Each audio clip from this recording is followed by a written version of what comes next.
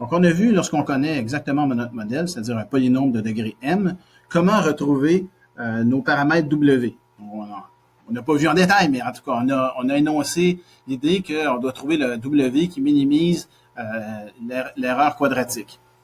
Maintenant, la question, c'est de se dire, mon modèle dépend de m, qui est le degré du polynôme.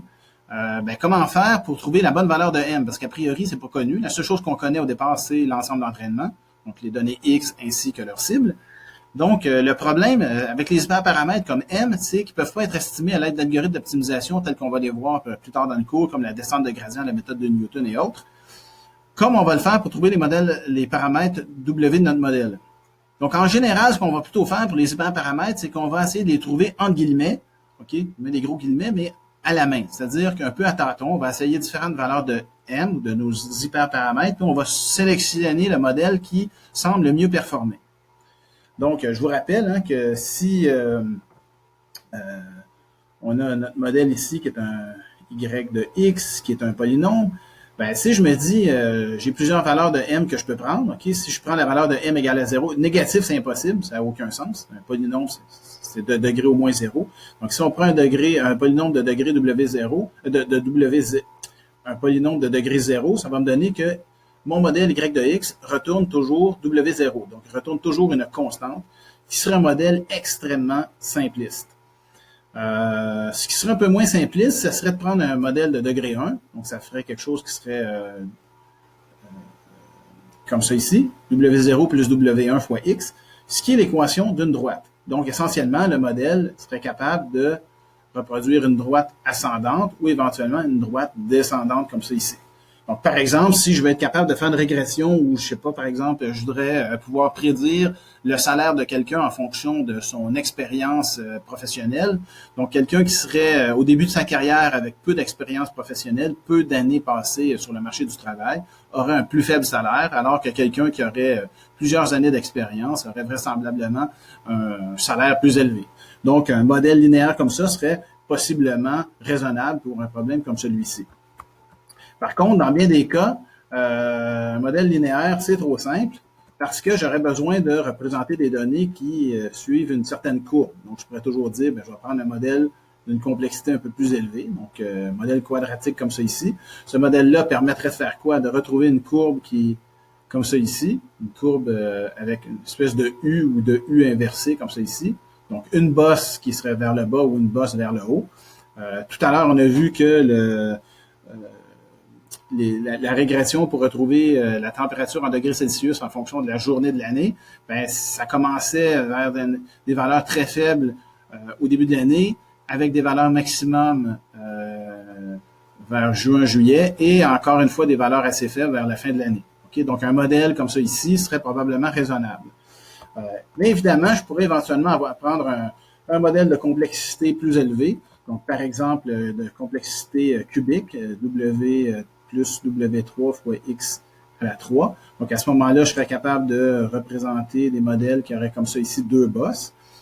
Et je pourrais prendre éventuellement des valeurs de M de plus en plus grandes. Et je pourrais même être tenté de prendre des valeurs de M qui deviennent très, très, très élevées parce que si j'ai une valeur de M très élevée, je peux représenter une courbe comme ça ici d'une complexité assez arbitraire. Donc, prendre une valeur de M très faible, moyenne ou très élevée, c'est une bonne question que généralement on se pose lorsqu'on veut déterminer c'est quoi la bonne valeur de mon hyperparamètre. Donc, si je prends une valeur trop faible de M, je vais avoir un certain problème qu'on appelle du sous-apprentissage ou en anglais de l'underfitting. Okay? Donc, par exemple, si j'ai pris ici à gauche une valeur de M égale à 0, donc là, je suis dans le cas de figure où mon modèle retourne une constante. Donc, c'est une valeur, c'est un modèle qui est extraordinairement faible, okay, ou simpliste. Ici, j'ai M égale à 1, c'est un modèle linéaire qui serait si je regarde comment se distribuent mes données, c'est aussi un modèle assez faible, assez simpliste. Dans les deux cas de figure, je me retrouve à avoir une erreur d'entraînement qui est très élevée. Donc, la distance entre la prédiction de mon modèle et la cible pour chacune de mes données de mon ensemble d'entraînement ainsi qu'à mon ensemble de tests sera élevée. Probablement plus élevé pour m égale à 0 que m égale à 1, mais même avec m égale à 1, l'erreur quadratique en entraînement et en test seront élevées. À l'inverse, si je prends un M qui est très élevé, on peut se dire que c'est une bonne chose, parce que si M est très élevé, il devrait être capable d'épouser la forme des données d'entraînement. C'est vrai, mais à un certain point, ça devient un problème. Okay? Par exemple, ici, on voit un modèle. On avait 1, 2, 3, 4, 5, 6, 7, 8, 9, une dizaine de points. Et on a un modèle de degré 9 qui a été capable de passer exactement par l'ensemble de ces 9 points-là ici, de l'ensemble d'entraînement. Donc, l'erreur d'entraînement ici est égale à 0, parce que la prédiction que le modèle fait pour chacune des valeurs, chacun des points ici en bleu, ben c'est exactement la cible. Donc, l'erreur d'entraînement est 0. Par contre, si je devais prendre d'autres données de mon ensemble de tests, okay, qui sont différents des données de l'ensemble d'entraînement, ben j'aurais probablement une prédiction ou enfin une erreur sur la prédiction qui est très élevée. Par exemple, si j'avais pris une donnée qui était ici, ben mon modèle, au lieu de me donner une valeur qui est dans cette région-là ici, me donne une valeur qui est très, très, très élevée. En fait, c'est tellement élevé que ça sort du cadre ici de mon affichage. Donc, l'erreur d'entraînement est très faible, l'erreur de test est très élevée. C'est ce qu'on appelle typiquement de l'overfitting ou du surapprentissage. L'idéal, c'est de trouver une valeur d'hyperparamètre, ici M, qui soit ni trop faible ni trop élevée. Et donc, dans un cas de figure où l'erreur d'entraînement est assez faible, l'erreur de test est également assez faible, donc c'est un bon compromis entre l'underfitting et l'overfitting, le surapprentissage et le sous-apprentissage. Donc, voici ce qu'on a ici. Lorsque je regarde différentes capacités pour un modèle, je vous rappelle que lorsque M est très faible, on a un modèle de faible capacité, un modèle simpliste, qui n'arrive pas bien à épouser les formes des données de mon ensemble d'entraînement. Et si j'ai un modèle de très forte capacité, ben là, c'est un modèle qui est capable d'épouser des formes très complexes, voire éventuellement complètement copier ou apprendre par cœur les données d'entraînement. Donc, si je prends une valeur de M qui est très faible, okay, égale à 0, égale à 1, l'erreur d'entraînement ainsi que l'erreur de test seront assez élevées.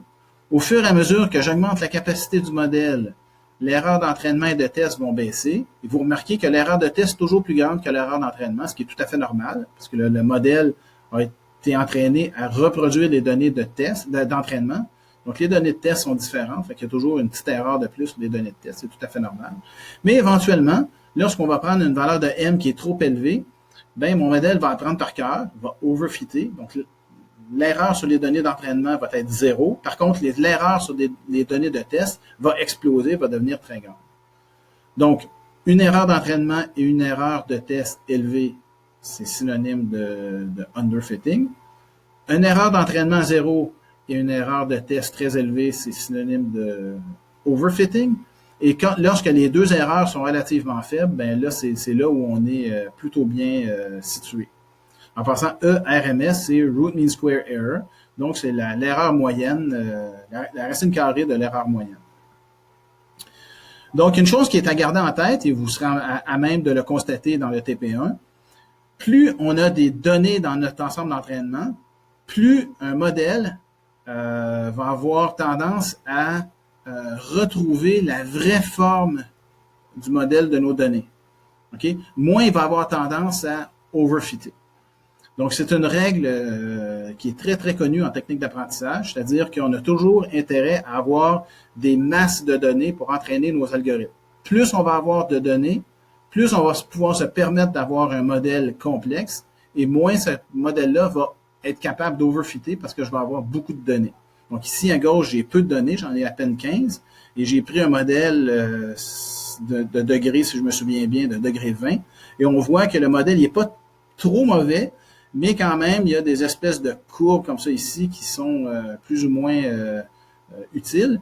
Par contre, si je prends un modèle exactement du même degré, mais avec 100 données au lieu de 15, bien là, je me retrouve à trouver un modèle, une espèce de sinusoïde qui épouse parfaitement bien la vérité terrain, ou enfin le vrai modèle qui serait en vert ici. D'ailleurs, un petit aparté, c'est un peu pour ça d'ailleurs que les grandes sociétés, Google, Facebook et autres, monétisent l'information sur les clients. Ils ont des millions de clients, des millions d'entrées sur leur site web, et ils vont monétiser ça parce que lorsqu'on a des millions d'exemples d'entraînement, ça permet d'entraîner des modèles de plus en plus complexes.